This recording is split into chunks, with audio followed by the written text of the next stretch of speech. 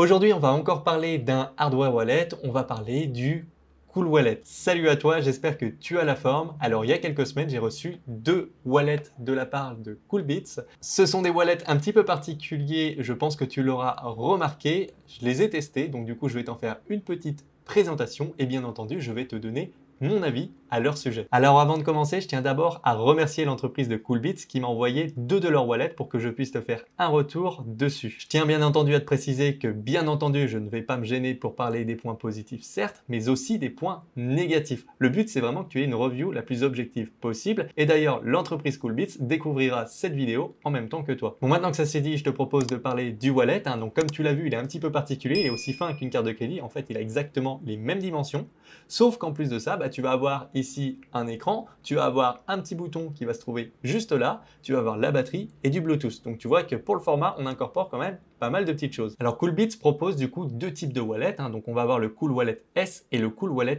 Pro. Alors forcément, tu te doutes bien qu'il y en aura un qui sera plus cher que l'autre et qui aura aussi plus de fonctionnalités. Le Cool Wallet S, tu remarqueras qu'il aura moins de blockchain disponible, donc tu pourras faire un petit peu de DeFi, mais forcément tu seras plus limité. Tu n'auras pas également le stacking qui sera disponible, alors que sur le Cool Wallet Pro, il le serait. Et tu n'auras pas non plus d'intégration sur Rarible et sur OpenSea. Pour la partie unboxing maintenant, alors dans les deux cas, tu retrouveras similairement la même chose. Tu auras le wallet, donc du coup la carte.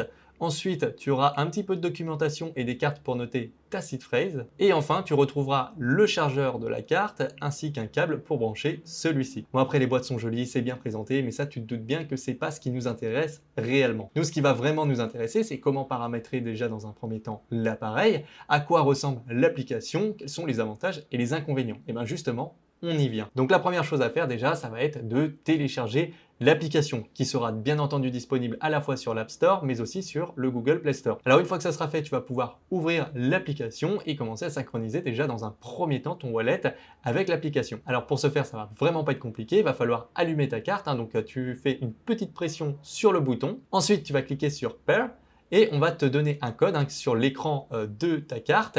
Et enfin, tu auras juste à le recopier sur ton application. Alors à partir de ce moment-là, on va peut-être te demander de faire une mise à jour du firmware. Moi, ça a été le cas. Alors dans ce cas-là, ne t'inquiète pas, tu as juste à avoir le chargeur, brancher ta carte dessus et tu fais ta mise à jour. Ça peut prendre quelques minutes, faut pas s'inquiéter, c'est normal. Alors une fois que ça c'est fait, du coup, on va te demander de créer ta seed phrase. Alors tu vas avoir deux options. Tu auras soit create, soit recover. Alors recover, ça sera dans le cas où tu voudras récupérer un wallet que tu auras déjà paramétré. Dans ce cas-là, tu auras juste à suivre les étapes. Nous, on va créer du coup un nouveau wallet. Alors une fois que tu auras cliqué sur ça, on va te demander combien de mots tu veux générer. Tu vas pouvoir en générer entre 12 et 24. Nous, on va mettre 12 pour l'exemple, mais tu peux aller au-dessus sans problème. Alors petite particularité d'ailleurs, ce ne sont pas réellement des mots, mais des numéros. Donc comme ça, les personnes qui n'aiment pas les mots en anglais, seront tranquilles à ce niveau-là. Alors bien entendu, tu verras sur l'application, c'est noté. Coolbits n'a aucune information sur ces mots-là. Ils sont générés de façon aléatoire. On te précise bien entendu de bien les noter et ces numéros s'affichent sur l'écran de ton wallet. Alors une fois que tu les auras bien notés, ça c'est très important, c'est une étape très importante qu'il ne faut pas que tu sous-estimes. Une fois que tu les auras bien notés, du coup, il te suffira de prendre tous les numéros, tu les additionnes entre eux et tu rentreras le résultat. Si le résultat est bon et que tu as bien copié tes mots, tu vas pouvoir passer à l'étape suivante. Dans ce cas-là, on va te demander de choisir tout simplement les wallets que tu souhaites créer, donc les crypto-monnaies que tu souhaites pouvoir recevoir ou envoyer. Donc tu vas pouvoir les choisir, mais t'inquiète pas, tu pourras par la suite après en retirer ou en ajouter d'autres. Et une fois que ça c'est fait, le wallet il est paramétré, on peut déjà commencer à l'utiliser. Alors au niveau de l'interface de l'application, maintenant tu verras qu'elle est assez sobre.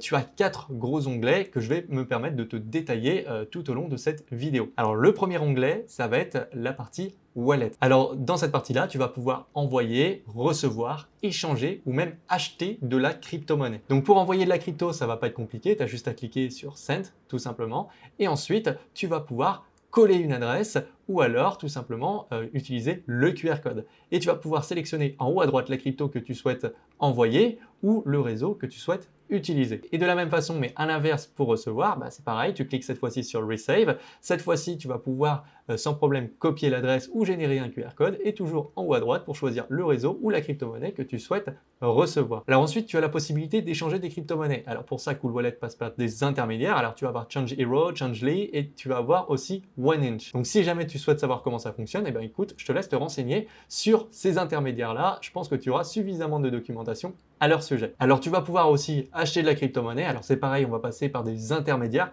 Moi personnellement, je n'utilise jamais ces fonctionnalités. Pourquoi? Parce que en général, c'est beaucoup moins cher de passer par des exchanges comme par exemple Binance. Néanmoins, si tu souhaites utiliser ces options-là, sache qu'elles sont tout à fait disponibles. Deuxième onglet maintenant sur lequel, à mon avis, on va passer un petit peu plus de temps, ça va être sur la partie Marketplace. Donc tu verras, tu auras pas mal de fonctionnalités qui ne seront pas toutes présentes pour forcément le Cool Wallet S, mais pour le Cool Wallet Pro, elles vont toutes apparaître et d'ailleurs, c'est cette vue-là que je vais te montrer. Donc en premier, on va te proposer de stacker des Ethereum via le protocole Lido pour Ethereum 2.0. Alors ça, j'en parle plus parce que c'est déjà très connu. En deuxième, on va te proposer de faire du stacking sur certaines blockchains. Donc par exemple, tu vas pouvoir participer à la sécurisation de certaines blockchains, comme par exemple Atom. Ensuite, tu vas avoir deux intégrations possibles avec OpenSea et Rarible si ça t'intéresse, si tu aimes les NFT. C'est pareil, je ne pense pas que j'ai besoin forcément de présenter ça parce que si tu t'intéresses aux NFT, tu connaîtras forcément OpenSea et Rarible. Ensuite, tu vas avoir la partie Fixed Earn. Alors là, ça va être pour le moment arrêté à cause des conditions du marché. Donc c'est ce que Cool Wallet m'a dit tout simplement. Et de la même façon, c'est pareil pour le X-Saving. Ça reviendra un peu plus tard. Mais les deux servent tout simplement à générer des revenus passifs. La partie Crypto Exchange et la partie Crypto Purchase, ça je ne vais pas revenir dessus. Je t'en ai déjà parlé tout à l'heure. C'est tout simplement pour acheter et échanger de la crypto via des intermédiaires. Ensuite, tu vas avoir Wallet Connect. Alors ça par contre, faut vraiment s'y attarder parce que c'est ça vraiment qui va te permettre de te connecter le plus simplement possible avec la DeFi. Donc les applications décentralisées, comme par exemple PancakeSwap, Uniswap, AVE, etc., quand on va te proposer de connecter un wallet. Bien souvent, on te propose MetaMask, mais si tu regardes un peu plus loin, tu auras d'autres fonctionnalités. Donc tu auras Wallet Connect notamment qui te sera proposé. C'est une façon très simple d'utiliser la DeFi et personnellement, je l'utilise de plus en plus. Alors comment est-ce que ça fonctionne? C'est très simple, tu as juste à aller te rendre sur une dApps pour ça.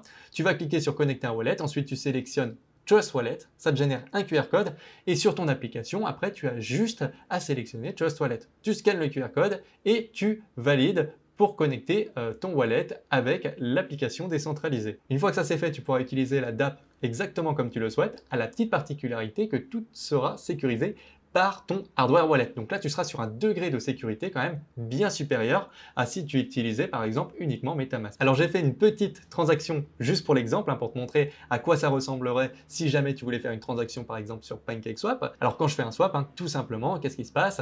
On va me demander de valider ça avec ma carte. Donc j'ai juste à appuyer sur les boutons pour valider et tout apparaît bien entendu sur l'écran de mon application. Toujours dans la partie Marketplace, on va te proposer aussi de connecter ton wallet avec MetaMask via la fonctionnalité QR Based.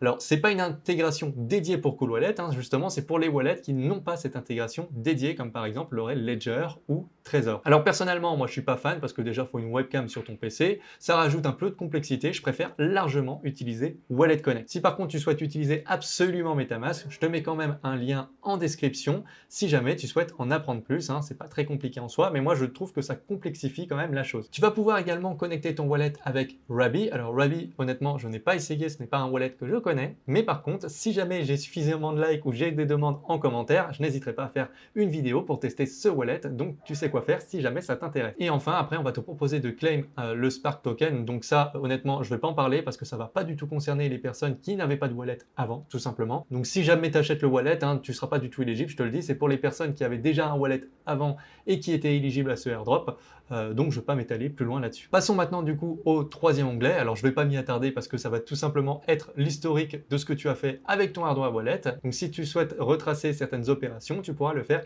ici. Et enfin ensuite, on va te proposer la partie Settings, donc c'est les paramètres tout simplement. Donc c'est pareil, ça va être la même chose que sur tous les wallets. Alors je ne vais pas tout expliquer, mais je vais reparler quand même de trois fonctionnalités qui sont quand même intéressantes. La première, c'est tout simplement la partie PIN code, pour paramétrer un code PIN pour sécuriser ton application et éviter les regards indiscrets. Mais dans tous les cas, même si quelqu'un a la main sur ton application, il faut aussi qu'elle ait la main sur ton hardware wallet pour pouvoir faire quoi que ce soit. Ensuite, tu vas avoir la partie Alternative Currencies. Donc là, par exemple, le wallet, il est en dollars, mais si jamais ça t'intéresse, tu peux le mettre en euros sans problème avec cette fonctionnalité. Moi, personnellement, je préfère travailler en dollars, donc j'ai rien touché, c'était comme ça de base, mais tu peux le changer comme tu le souhaites. Et enfin, troisième fonctionnalité que je voulais te parler, c'est tout simplement la partie Manage Wallet, tout simplement pour ajouter ou retirer des wallets. Par exemple, imaginons plus tard tu veux ajouter un token, tu pourras le faire ici sans aucun problème. Bon, voilà pour la petite présentation du wallet.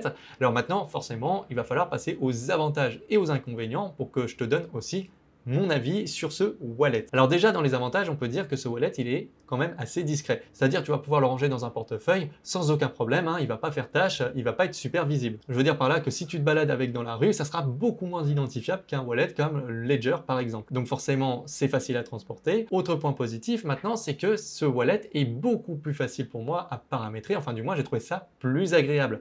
Le fait d'utiliser déjà des numéros. Alors certains qui sont un peu fâchés avec les mots en anglais, bon déjà ils auront des numéros, c'est plus international. Et secondo, autre point qui est très intéressant, c'est qu'on va juste te demander de les additionner et de rentrer le résultat pour vérifier si tu as bien noté tes mots. Ça, je trouve que ça facilite grandement les choses, c'est plus rapide parce qu'avec certains wallets, en fait, on va te demander à chaque fois de recopier sur ton wallet avec quelques petits boutons les mots. Et c'est beaucoup moins agréable et c'est beaucoup plus long. Autre point positif, l'application, elle est quand même assez agréable à utiliser et elle est minimaliste. Alors ce côté minimaliste, c'est un point positif, mais c'est aussi un point négatif et je vais t'expliquer un petit peu après, ça va surtout dépendre des personnes. Et un dernier point positif aussi, c'est que les mises à jour sont assez simples à faire, bien qu'elles peuvent être un peu lentes.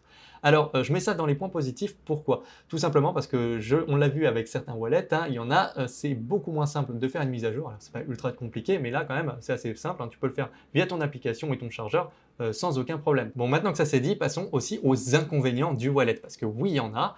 Alors, on va revenir déjà sur son côté minimaliste, parce que bien que ça va plaire à certaines personnes, je pense que certaines personnes se sentiront peut-être un peu plus limitées avec celui-ci. Bien que dans les faits, c'est pas vraiment le cas parce que tu as une intégration avec MetaMask et tu as aussi la possibilité d'utiliser Wallet Connect qui va te permettre d'utiliser la grande majorité de la DeFi. Alors si tu ne me crois pas, je t'invite tout simplement à aller sur des applications décentralisées, tu cliques sur connecter un wallet et tu verras que la grande majeure partie du temps, tu auras Wallet Connect qui te sera proposé. Et dans le pire des cas, tu auras toujours MetaMask. Deuxième point négatif maintenant, ça va être tout simplement que le wallet est en anglais. Et ça, je pense que certaines personnes vont être un petit peu réticentes, même si je te l'ai montré via l'application, tu vois, c'est pas très compliqué, je veux dire, t'as pas besoin d'avoir un vocabulaire très poussé en anglais pour comprendre comment ça fonctionne. Le wallet, encore une fois, est assez minimaliste. L'affichage de l'écran aussi peut déranger certaines personnes. Alors, c'est un petit peu l'affichage des écrans que tu as sur les réveils qu'on a tous eu quand on était gamin. Néanmoins, je m'y suis fait et c'est pas si dérangeant que ça, mais je le note quand même parce que ça peut déranger certaines personnes. Autre point négatif, ça va être l'intégration tout simplement MetaMask. Alors comme je l'ai dit, on peut utiliser MetaMask, mais ça va pas être très agréable. Enfin pour moi, c'est mon ressenti. Donc si jamais tu utilises MetaMask et que tu comptes uniquement utiliser MetaMask avec un hardware wallet, je pense qu'il vaut mieux se tourner vers une autre type de solution de hardware wallet avec une intégration dédiée comme par exemple Ledger ou Trésor. Encore une fois, c'est pas impossible, mais je te laisse juste aller lire le tuto, tu verras de toute façon, tu auras des QR codes à scanner, il faudra une webcam en plus. Ça va rajouter pas mal d'étapes intermédiaires que je ne trouve pas agréables. Moi, le but, c'est quand même de conserver à la fois la sécurité, mais aussi quand même la simplicité. Et ça, je sais que c'est un compromis qui est très difficile à trouver, mais là, je pense que QRBase, pour le coup, c'est vraiment pas la meilleure solution. Un autre point négatif qui va cette fois-ci concerner le Cool Wallet S et pas le Pro pour le coup, c'est que pour moi, le Cool Wallet S est trop cher par rapport à ce qu'il propose. Il serait 50 balles moins cher, je ne dirais rien. Mais là, pour 100 balles quand même, faut avouer qu'il ne te propose pas grand-chose. Donc si jamais Cool Wallet t'intéresse, moi je te propose de mettre 50 € de plus et dans ce cas-là, tu auras accès à beaucoup plus de fonctionnalités. Néanmoins, si tu veux payer 100 balles grand maximum, alors dans ce cas-là, je te recommanderais de te tourner vers une autre solution de hardware wallet. Tu en as des moins chers qui te proposeront beaucoup plus de choses. Et enfin, un dernier point négatif que quand même je vais noter, c'est que tout simplement le hardware wallet n'est pas sécurisé forcément par un mot de passe. Alors bien entendu, il est sécurisé via l'application qu'il y a derrière. Mais il faut bien comprendre là que pour le coup, ça reste moins sécurité si la personne a accès à ton téléphone et à ton hardware.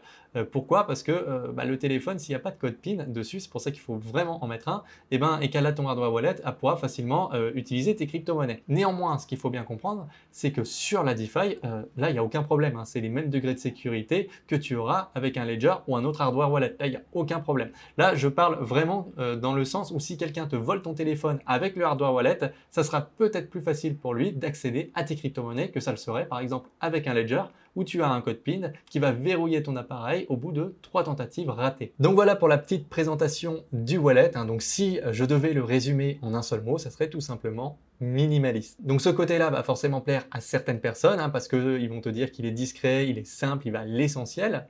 Et ça, je suis tout à fait d'accord. Néanmoins, je comprends aussi des personnes qui se sentiront un peu plus limitées avec ce wallet, que ce soit au niveau de l'application ou au niveau de la carte en elle-même. Ça, de toute façon, c'est comme tout, hein, et j'en ai déjà parlé sur ma chaîne. Il y a des wallets qui vont convenir à des personnes et qui, au contraire, ne conviendront pas à d'autres. C'est les goûts et les couleurs, tout simplement. C'est les objectifs, c'est ce que tu comptes faire toi.